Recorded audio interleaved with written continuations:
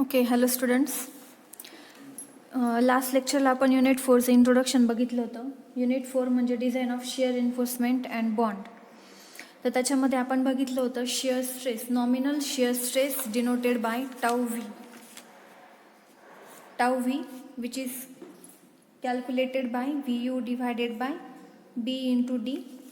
VU म्हणजेच तुमचा nominal shear force divided by B into D.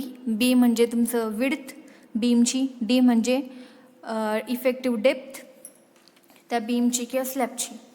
तर मग shear force divided by cross sectional area of that beam can be given that gives shear stress, nominal shear stress denoted by tau V which is calculated in newton per mm square.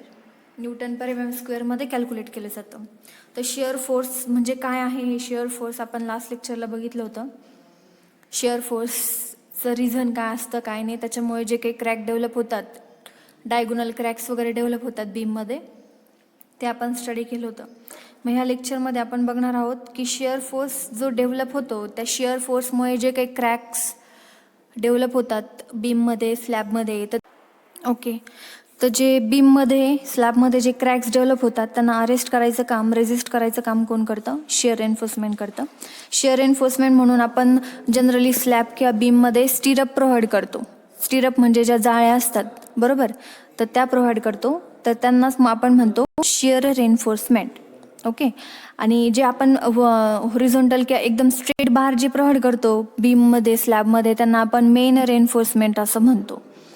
मग आता हे shear force कसा develop होतो हे आपण मागच्याच लेक्चरमध्ये study केलं होतं. जे बीमवरती वेगवेगळ्या टाईप्सचे फोर्सेस ॲक्ट होतात. सपोज हा क्रॉस सेक्शन आहे बीमचा, तर याच्यामध्ये UDL ॲक्ट होत असेल किंवा व्हर्टिकल फोर्सेस ॲक्ट होत असतील. तर त्या UDLमध्ये काय होणार, बेंडिंग स्ट्रेसेस ज्यावेळेस डेव्हलप होणार, तर बेंडिंग स्ट्रेसेसमुळे काय डेव्हलप होतं, व्हर्टिकल फोर्सेस आणि हॉरिझॉन्टल फोर्सेस काय होतात, डेव्हलप होतात. आणि त्या व्हर्टिकल आणि हॉरिझॉन्टल फोर्सेसमुळे एक इन्क्लाइन काय होतो, फोर्स डेव्हलप होतो. त्या इन्क्लाइन फोर्समुळे म्हणजे जे काही लेयर्स आहेत किंवा मेंबर्स आहेत, आतमधले जे काही फायबर्स असतील त्यांच्यामध्ये काय डेव्हलप होतो, शिअर फोर्स डेव्हलप होतो. आणि ह्या शिअर फोर्समुळे काय डेव्हलप होतं, शिअर स्ट्रेस डेव्हलप होतो. आणि त्याच्यामुळे त्या शिअर स्ट्रेसमुळे काय होतं, शिअर फोर्समुळे काय होतं, डायगोनल क्रॅक्स डेव्हलप होतात बीममध्ये. आणि त्या डायगोनल क्रॅकमुळे काय होऊ शकतं, जर त्यांचं लिमिट जर एक्सटेंड झालं तर आपला जो बीम आहे, स्लॅब आहे, तो फेल होऊ शकतो. मग हे जे आहे failure due to the shear stress, ते अवॉइड करण्यासाठी आपण जे रेन्फोर्समेंट प्रोव्हाइड करतो बीममध्ये किंवा स्लॅबमध्ये, त्याला आपण म्हणतो शिअर रेन्फोर्समेंट. शिअर रेन्फोर्समेंटचं मेन फंक्शन काय, टू रेजिस्ट शिअर फोर्स किंवा शिअर स्ट्रेस. ओके, मग शिअर रेन्फोर्समेंटचे टाईप्स कोणकोणते आहेत ते आपण नंतर बघणार आहोत.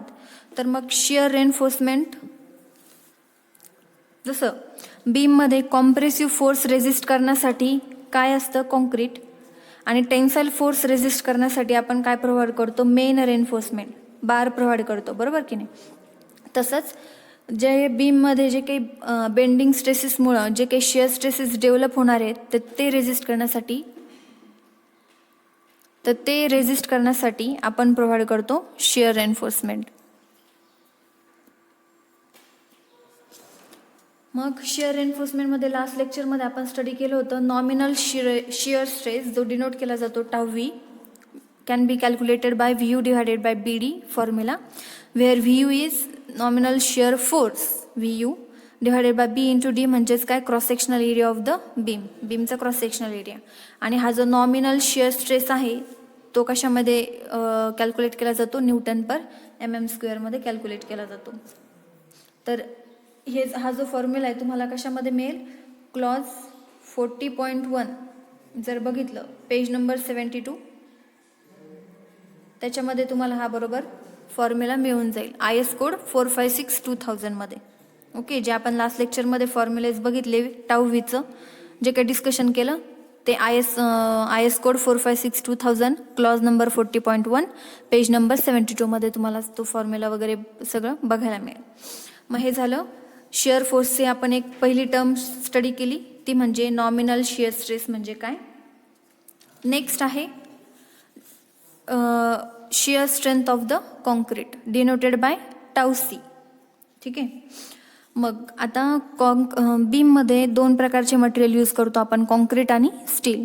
मग जे काही शियर फोर्स डेव्हलप होतो किंवा शियर स्ट्रेस डेव्हलप होतो तर तो कॉन्क्रीट आणि स्टील हे दोघं पण काय करत असतात, रेजिस्ट करत असतात. मग जो कॉन्क्रीट रेजिस्ट करतो तर त्याला म्हटलं जातं शियर स्ट्रेंथ. ॲक्च्युली कॉन्क्रीटची आणि स्टीलची एक कॅपॅसिटी असते दोन्ही मटेरियलची, त्या शियर रेजिस्ट करण्याची. त्या कॅपॅसिटीला आपण म्हणतो shear strength of concrete denoted by tau C. मग कॉन्क्रीटची जी काही शियर स्ट्रेंथ कॅपॅसिटी आहे तिला डिनोट केलं जातं टाऊ सीने. ओके. आणि स्टीलची जी काय आहे, स्टील म्हणजेच काय, सध्या आता इथं आपण स्टील म्हणण्याऐवजी आपण म्हणणार आहोत शियर रेन्फोर्समेंट. तर त्या शियर रेन्फोर्समेंटची जी काही शियर स्ट्रेंथ आहे ते आपण नेक्स्ट याच्यामध्ये कव्हर करणार आहोत. तर सगळ्यात पहिलं बघूया कॉन्क्रीटची shear strength. So it is the design shear strength of concrete in beams without shear reinforcement. म्हणजेच शियर रेन्फोर्समेंट प्रोव्हाइड न करता कॉन्क्रीटची जी काही शियर स्ट्रेंथ असेल तिला म्हटलं जातं shear strength of concrete. Okay. Denoted by tau C. मग ही जी शियर स्ट्रेंथ आहे कॉन्क्रीटची ती कशावर डिपेंड असते, ग्रेड ऑफ कॉन्क्रीट आणि area of steel. Area of steel किती प्रोव्हाइड केला आहे आणि कॉन्क्रीटचा ग्रेड कोणता आहे त्याच्यावर टाऊ सीची व्हॅल्यू डिपेंड असते. तर टेबल 19 टेबल नंबर 19 जो आहे 4, 5, 6 मधला, त्याच्यामध्ये तुम्हाला सगळ्या व्हॅल्यूज मिळून जातील टाऊ सीच्या. Next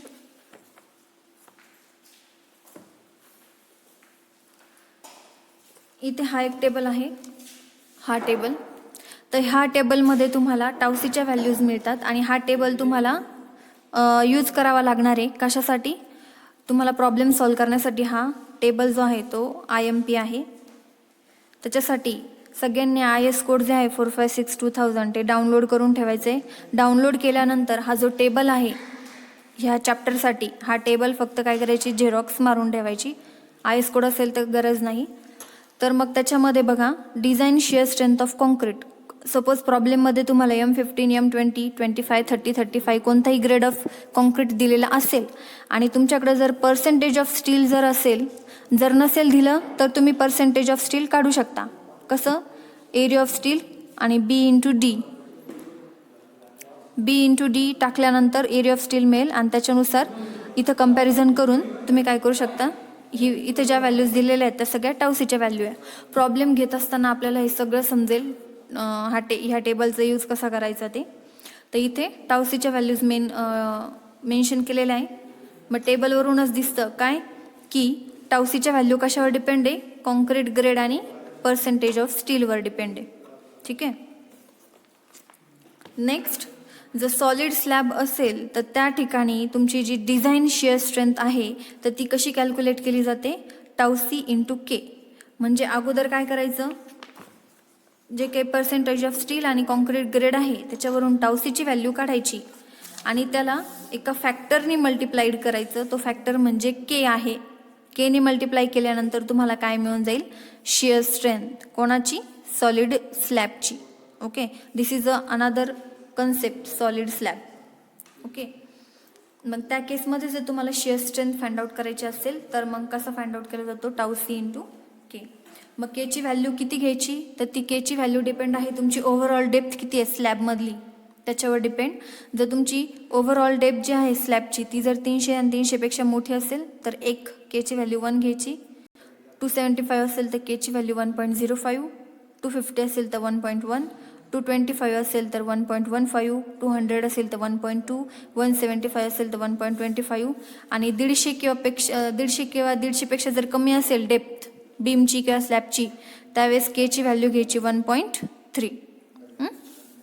this is all about tau C. Okay.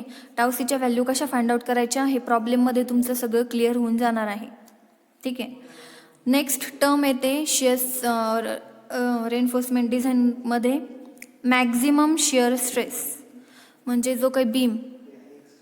जो काही बीम आणि स्लॅब आहे तर त्या बीम आणि स्लॅबमध्ये मॅक्झिमम शिअर स्ट्रेस किती असायला पाहिजे याचं जे लिमिट आहे ते ठरवून दिलेलं आहे IS कोड 456/2000ने. याच्याबद्दल जो क्लॉज आहे तो आहे 40.2.3 पेज नंबर 72. त्याच्यामध्ये दिलं आहे की तुमचा जो शिअर स्ट्रेस डेव्हलप होणार आहे tau V nominal shear stress should not be greater than tau C max. Okay, आणि जर असं आलं तर तुम्हाला रिडिझाईन करावं लागणार. ओके, त्याच्यामुळे तुमचा नेहमी बीममधला किंवा स्लॅबमधला जो काही शिअर स्ट्रेस डेव्हलप होईल नॉमिनल शिअर स्ट्रेस तो नेहमी टाऊ सी मॅक्सपेक्षा काय असायला पाहिजे, कमी असायला पाहिजे. ठीक आहे. मग हा जो टाऊ सी मॅक्स आहे मॅक्झिमम शिअर स्ट्रेस तो कशावर डिपेंड असतो, ग्रेड ऑफ कॉन्क्रीटवरती. जेवढं तुमचं ग्रेड ऑफ कॉन्क्रीट असेल तेवढं त्याच्यावर डिपेंड काय असणार, तुमचं शिअर स्ट्रेस डेव्हलप होईल. ठीक आहे. मग याच्या व्हॅल्यूज किती घ्यायच्या टाऊ सी मॅक्स कंपॅरिझन करताना टाऊ व्ही आणि टाऊ सी मॅक्सचं, कारण ते ग्रेड ऑफ कॉन्क्रीटवर डिपेंड आहे म्हटल्यावर कोणत्या ग्रेड ऑफ कॉन्क्रीटसाठी किती टाऊ सी मॅक्स कन्सिडर करायचा हे सुद्धा तुम्हाला त्या IS कोडमध्ये मेन्शन केलेलं आहे, क्लॉज नंबर 40.2.3. मग जर तुमचं कॉन्क्रीट ग्रेड जर M15 असेल तर मॅक्झिमम टाऊ सी किती असायला पाहिजे, म्हणजे कॉन्क्रीटची स्ट्रेंथ किती कन्सिडर करायची, 2.5 Newton/mm². M20 असेल तर 2.8, M25 असेल तर 3.1, M30 असेल तर 3.5, M35 असेल तर 3.7, 40 असेल तर 4. ओके, आणि मग कंपॅरिझन करायचं टाऊ व्ही आणि टाऊ सी मॅक्सचं. ओके, आणि तो नेहमी काय असायला पाहिजे, tau V nominal shear stress तुमचा काय असायला पाहिजे, should not be greater than tau C max, then your design is okay. हा चेकसाठी हा पॉईंट आहे टाऊ सी मॅक्सचा. Next parameter minimum shear reinforcement. मग आपल्या बीम किंवा स्लॅबमध्ये कमीत कमी शिअर रेन्फोर्समेंट किती प्रोव्हाइड केली गेली पाहिजे. ओके, कारण शिअर रेन्फोर्समेंट आपण प्रोव्हाइड करतोच जरी गरज नसली तरी.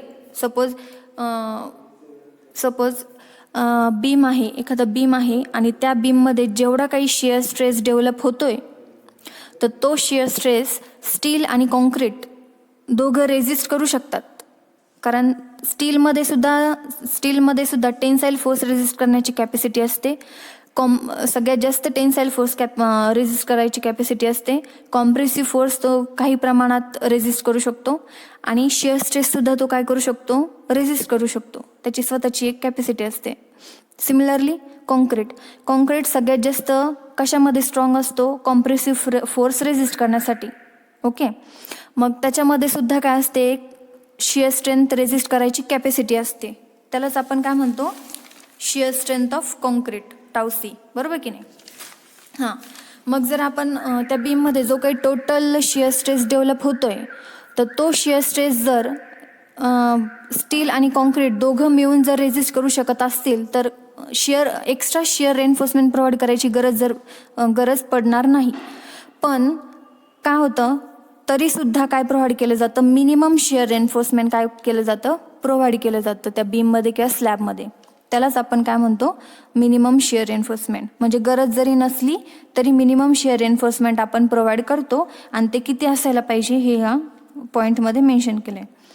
तर मग ही कंडिशन केव्हा येते, मिनिमम शिअर रेन्फोर्समेंट जेव्हा tau V is less than tau C, त्या केसमध्ये शिअर रेन्फोर्समेंटची गरज प्रोव्हाइड नसते. ओके, आणि शिअर रेन्फोर्समेंट आपण केव्हा प्रोव्हाइड करतो, when tau V is greater than tau C.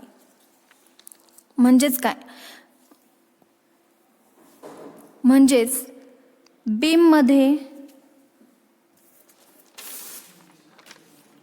थोडक्यात काय, हे बघा, हा जो बीम आहे, बीममध्ये जे काही शिअर स्ट्रेस डेव्हलप होणार आहे. ओके, सपोज हा बीम आहे, याच्यामध्ये मेन रेन्फोर्समेंट प्रोव्हाइड केलेली आहे, कॉन्क्रीट आहे, बरोबर. आणि मग आता हे डिझाईन करून झालं आहे. आता याच्यामध्ये लोडमुळे जो काही शिअर स्ट्रेस डेव्हलप होईल, सपोज टाऊ व्ही असेल, शिअर स्ट्रेस म्हणजे कोणता येणार आहे, टोटल टाऊ व्ही, बरोबर. टोटल शिअर स्ट्रेस किती डेव्हलप होणार, टाऊ व्ही, यालाच आपण नॉमिनल शिअर स्ट्रेस म्हणतो. मग आता हा जो काही शिअर स्ट्रेस डेव्हलप होतोय, हा सगळा शिअर स्ट्रेस जर कॉन्क्रीट स्वतः एकटाच जर रेजिस्ट करू शकत असेल, कॉन्क्रीट एकटाच रेजिस्ट करतोय म्हटल्यावर काय की कॉन्क्रीटची शिअर स्ट्रेंथ काय आहे, जेवढा शिअर स्ट्रेस डेव्हलप होतोय त्याच्यापेक्षा याची कॅपॅसिटी जास्त आहे, बरोबर. मग कॉन्क्रीट स्वतःच एकटा एवढी शिअर स्ट्रेंथ किंवा शिअर स्ट्रेस रेजिस्ट करू शकतोय, तर याचा अर्थ आपल्याला इथं एक रेनफोर्समेंट प्रोव्हाइड करायची गरज आहे का? शिअर रेनफोर्समेंट प्रोव्हाइड करायची गरज नाही. मग शिअर रेनफोर्समेंट प्रोव्हाइड करायची गरज नाही आहे, मग अशा केसमध्ये मिनिमम काय प्रोव्हाइड केलं जातं? मिनिमम शिअर रेनफोर्समेंट प्रोव्हाइड केलं जातं. ओके. आणि शिअर रेनफोर्समेंट जे आहे ते किती प्रोव्हाइड करायचं हे केव्हा असेल? ज्यावेळेस tau V is greater than tau C असेल. म्हणजेच बीममध्ये शिअर डेव्हलप होतोय तो जास्त आहे कशापेक्षा? कॉन्क्रीटची जी काही कॅपॅसिटी आहे रेजिस्ट करण्याची, शिअर स्ट्रेंथ रेजिस्ट करण्याची, त्याच्यापेक्षा जर शिअर स्ट्रेस जास्त डेव्हलप होत असेल या बीममध्ये, स्लॅबमध्ये, तर आपल्याला काय प्रोव्हाइड करायची गरज आहे? एक्स्ट्रा शिअर एन्फोर्समेंट प्रोव्हाइड करायची गरज आहे. आणि त्या केसमध्ये आपल्याला काय करावं लागतं? मग डिझाईन करावं लागतं. काय डिझाईन करतो आपण? शिअर रेनफोर्समेंट डिझाईन करतो. शिअर रेनफोर्समेंट डिझाईन करतो म्हणजेच किती area of shear reinforcement provide करायचे, किती area of shear enforcement provide करायचे हे आपण काय करतो? डिझाईन करतो. ओके. मग असे दोन टाईपचे प्रॉब्लेम असणार. ज्यावेळेस tau V is less than tau C त्यावेळेस फक्त मिनिमम शिअर एन्फोर्समेंट प्रोव्हाइड करायचं. त्याचा फॉर्म्युला इथं दिलेला आहे. ओके. आणि ज्यावेळेस tau V is greater than tau C म्हणजे कॉन्क्रीट जे काही शिअर स्ट्रेस डेव्हलप होते बीममध्ये ते रेजिस्ट करू शकत नसेल एकटा, तर मग आपल्याला काय प्रोव्हाइड करावं लागतं? ते टोटल शिअर स्ट्रेस रेजिस्ट करण्यासाठी शिअर म्हणजे रेनफोर्समेंट प्रोव्हाइड करावे लागते. त्याला आपण म्हणतो शिअर रेनफोर्समेंट. मग ती किती असायला पाहिजे तिचं आपण डिझाईन करतो. ओके. आता ह्याच्यामध्ये बघा, मग मिनिमम शिअर रेनफोर्समेंट किती असली पाहिजे?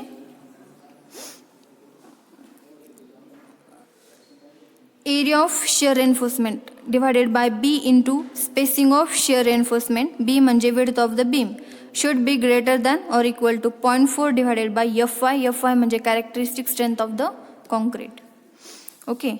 So ASV is total cross sectional area of stirrups legs effective in shear. SV is stirrup spacing along the length of member. SV म्हणजे दोन स्टिरप मधलं अंतर, centre to centre distance. SV. B म्हणजे breadth of the beam किंवा width of the beam. आणि Fy characteristic strength of the stirrup reinforcement, not main reinforcement. Fy ही कशाची value आहे? स्टिरपचं जे काही रेनफोर्समेंटची कॅरेक्टरिस्टिक स्ट्रेंथ आहे, म्हणजे कोणत्या ग्रेडचं तुम्ही स्टिरप स्टील वापरतायत तो आपल्याला काय घ्यायचा आहे? Fy म्हणून घ्यायचा आहे. आणि लक्षात ठेवायचं महत्त्वाचं, स्टिरपसाठी मॅक्झिमम ग्रेड ऑफ स्टील कोणतं वापरलं जातं? Fe415. त्याच्यावरती वापरलं जात नाही. ओके. तर स्टिरपसाठी ग्रेड ऑफ स्टील कोणता वापरला जातो? Fe415 पर्यंत. त्याच्या पुढचे ग्रेड्स वापरले जात नाही स्टिरपसाठी. मेन रेनफोर्समेंटसाठी Fe500 वगैरे आहेत ते वापरले जातात मेन रेनफोर्समेंटसाठी, बीम स्लॅबसाठी. पण स्टिरपला Fe415 पर्यंत काय केलं जातं? यूज केले जातात. तर हे झालं मिनिमम शिअर रेनफोर्समेंट. एवढी कमीत कमी काय करायची? रेनफोर्समेंट प्रोव्हाइड करायची ॲज अ शिअर. नेक्स्ट, मग आता जे काही रेनफोर्समेंट आहे, सपोज आपण डिझाईन केलं, शिअर रेनफोर्समेंट फाइंड आउट केली, मग ती जी काही नंबर ऑफ स्टिरप्स आले असतील तुमचे, 50 आले असतील, 100 आले असेल, depending upon the length of the beam. मग ते जे काही स्टिरप्स आहेत त्या स्टिरप्समधली मॅक्झिमम स्पेसिंग किती असायला पाहिजे?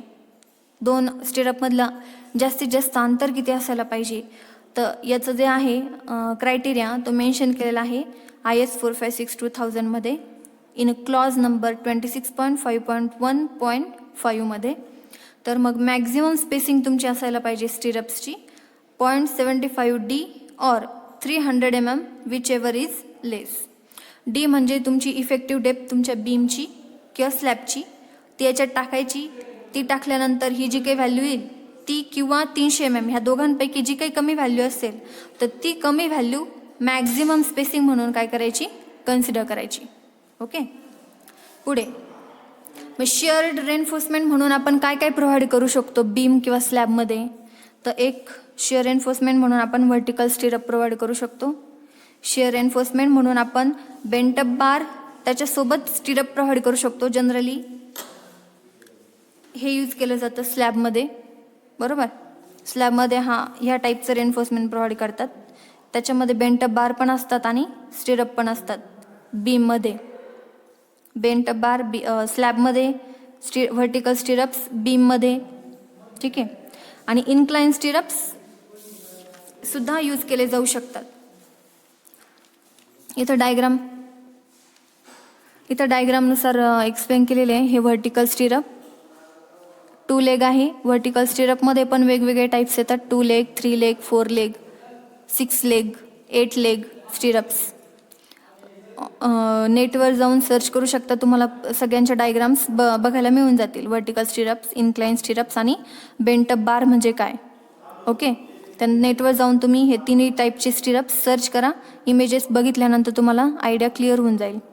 इन्क्लाइन स्टिरअप्स म्हणजे थोडक्यात स्टिरअपच असतो, फक्त इथं जसं व्हर्टिकल आहे बेंड केलेले, तसे हे फक्त 45 डिग्रीने काय केले असतात, इन्क्लाइन केलेले असतात. अशा पद्धतीने स्टिरअप्स प्रोव्हाइड केले जातात. आणि तिसरं काय, बेंटअप विथ स्टिरअप म्हणजे जो मेन रेनफोर्समेंट आहे तर त्याच्यामध्ये काय केलं जातं, सपोज हा खालचा बार आहे, तो खालचा बार इथून सरळ आहे, पण इथून काय केला, वरती जाऊन बेंड केला, याला म्हणतो आपण बेंटअप बार.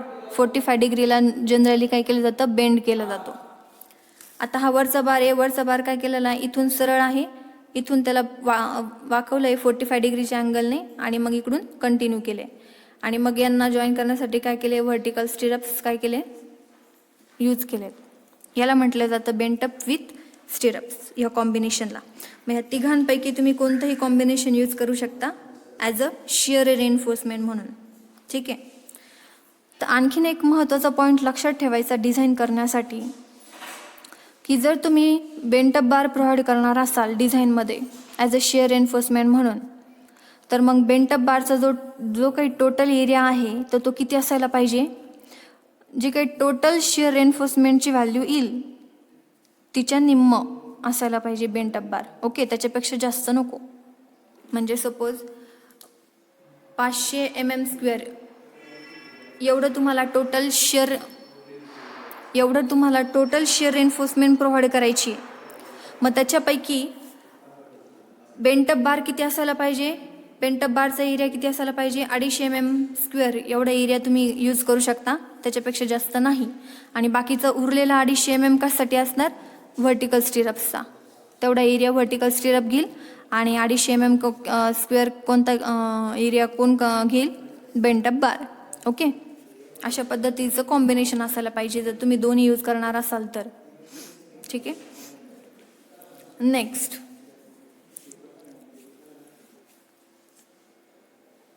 आता हे झाले सगळे पॉईंट्स, मेन पॉईंट. आता इथून पुढे थोडासा डिझाईनचा पार्ट येतो. आता तुम्हाला जर टोटल शिअर रेनफोर्समेंट काढायचं असेल तर तो कसा काढला जातो बघा.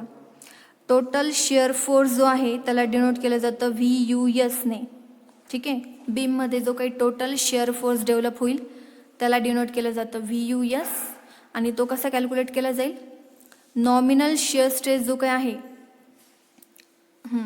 आता बघा, VU म्हणजे टोटल नॉमिनल शिअर स्ट्रेस.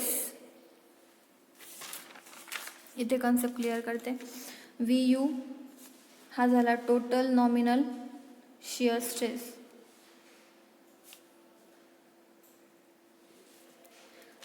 बीममध्ये जो काही टोटल शिअर स्ट्रेस डेव्हलप होईल तो म्हणजे VU. आणि आता ह्या टोटल शिअर स्ट्रेस पैकी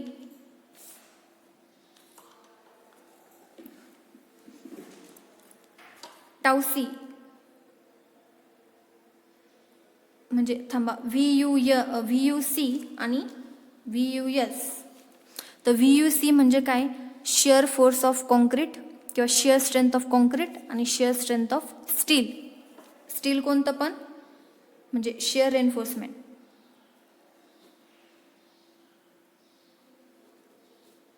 ठीक आहे. आता इथं आपण नुसतं रेनफोर्समेंट म्हणणारच नाही, इथं रेनफोर्समेंटच्या ऐवजी आपल्याला काय म्हणावं लागेल, शिअर रेनफोर्समेंट. ठीक आहे. मग जो काही टोटल शिअर स्ट्रेस डेव्हलप होतोय बीममध्ये त्यापैकी आपण काय करणार, सुरुवातीला कंडिशन सॅटिस्फाय होते का नाही ते बघणार, म्हणजे त्याला शिअर एन्फोर्समेंटची गरज आहे का नाही त्या बीमला ते कन्सिडर करणार, म्हणजे चेक करणार. बीम असो किंवा स्लॅब असो, काय कसं चेक करणार ते आत्ताच आपण बघितलं. टाऊ व्ही आणि टाऊ सीचं कंपॅरिझन करून, बरोबर.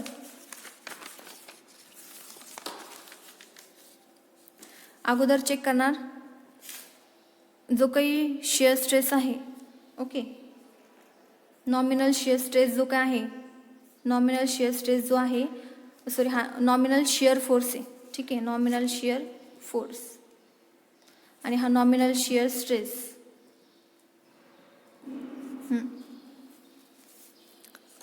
Nominal shear force, nominal shear stress.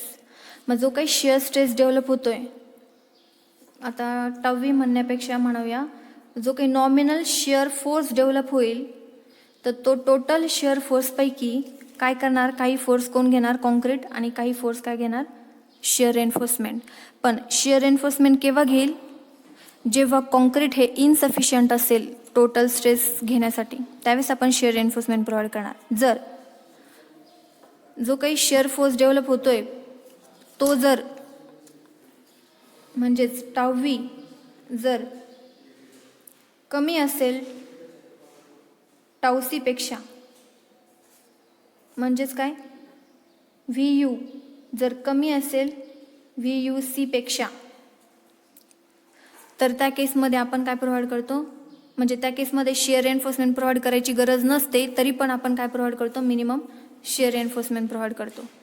पण टाऊ व्ही जर ग्रेटर असेल टाऊ सी पेक्षा, किंवा आपण म्हणू शकतो व्ही यू जर ग्रेटर असेल व्ही यू सी पेक्षा, त्या केसमध्ये आपल्याला काय प्रोव्हाइड करावं लागतं, त्या केसमध्ये आपल्याला प्रोव्हाइड करावं लागतं शिअर रेन्फोर्समेंट प्रोव्हाइड करावं लागतं. ओके, म्हणजेच मग ह्याच केसमध्ये काय होतं, मग जो काही टोटल नॉमिनल शिअर फोर्स आहे तो ह्या दोघांमध्ये काय होतो, डिवाइड केला जातो, बरोबर. मग आपण व्ही यू एस म्हणजेच काय की shear strength carried by shear reinforcement. मग व्ही यू एस कसा फाइंड आउट केला जातो, त्याचा फॉर्म्युला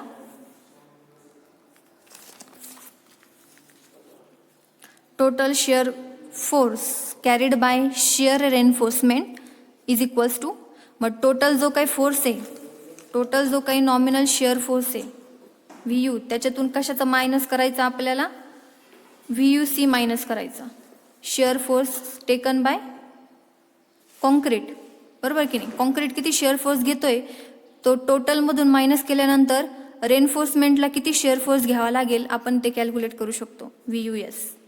आणि मग व्ही यू सी कसा फाइंड आउट केला जातो, tau C into B into D. Okay, अशा पद्धतीने आपण काय फाइंड आउट केलं, व्ही यू एस. अशा पद्धतीने हा जो फॉर्म्युला आहे V U minus tau C into B into D हा फॉर्म्युला डेव्हलप झाला.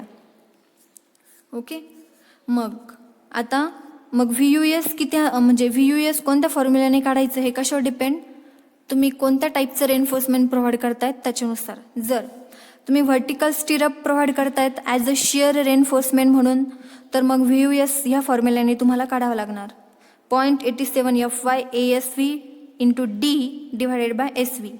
जर तुम्ही इन्क्लाइन स्टिरअप्स प्रोव्हाइड करतायत किंवा series of bars bent up at different cross sections, म्हणजे वेगवेगळ्या क्रॉस सेक्शनला तुम्ही number of bent up bar provide करतायत, तर त्या केसमध्ये तुम्ही शिअर म्हणजे strength of shear enforcement V U S कसं फाइंड आउट करणार,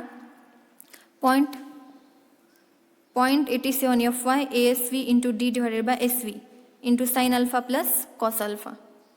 आणि last one for single bar किंवा single group of parallel bar किंवा all bent up at same cross section, V U S can be calculated by 0.87 FY ASV into sine alpha.